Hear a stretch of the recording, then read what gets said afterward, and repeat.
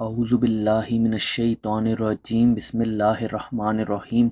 السلام علیکم معزز ناظرین، آج ہم جادو کا اثر ختم کرنے کا وظیفہ پر بات کریں گے۔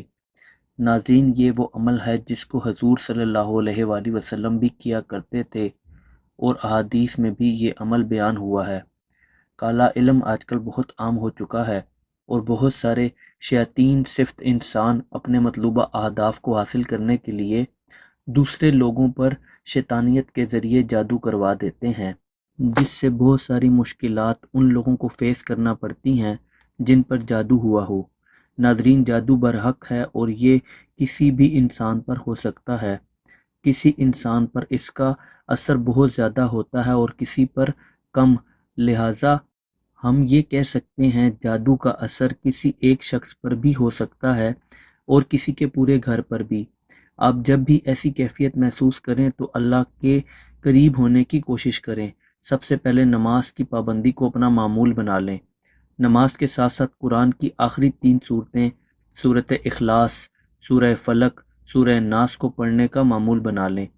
حضرت عائشہ رضی اللہ تعالیٰ عنہا سے روایت ہے کہ جب حضور صلی اللہ علیہ وآلہ وسلم رات کو اپنے مبارک بستر پر تشریف لے جاتے تو اپنے دونوں ہتھیلیوں کو ملا کر سورہ اخلاص، سورہ فلق اور سورہ ناس، قرآن کی آخری 3 صورتیں پڑھتے ہوئے ان پر پھونک مارتے، پھر اپنی ہتھیلیوں کو اپنے جسم مبارک پر جہاں تک ممکن ہوتا ہاتھ پھیر لیتے۔ ابتدا سر، چہرے اور جسم کے بالائی حصے سے فرماتے اور یہ عمل آپ صلی اللہ علیہ وآلہ وسلم 3 بار کرتے۔ بخاری، باب المعوذات 5017۔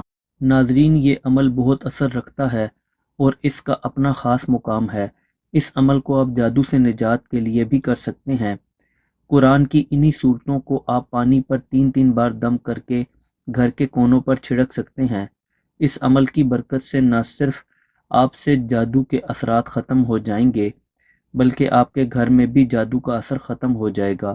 قرآن کی ان صورتوں کو پڑھنے کا معمول بنا لیں اور اس عمل کو پورے یقین کے ساتھ کریں اور ساتھ ہی ساتھ نماز کی پابندی لازمی کریں۔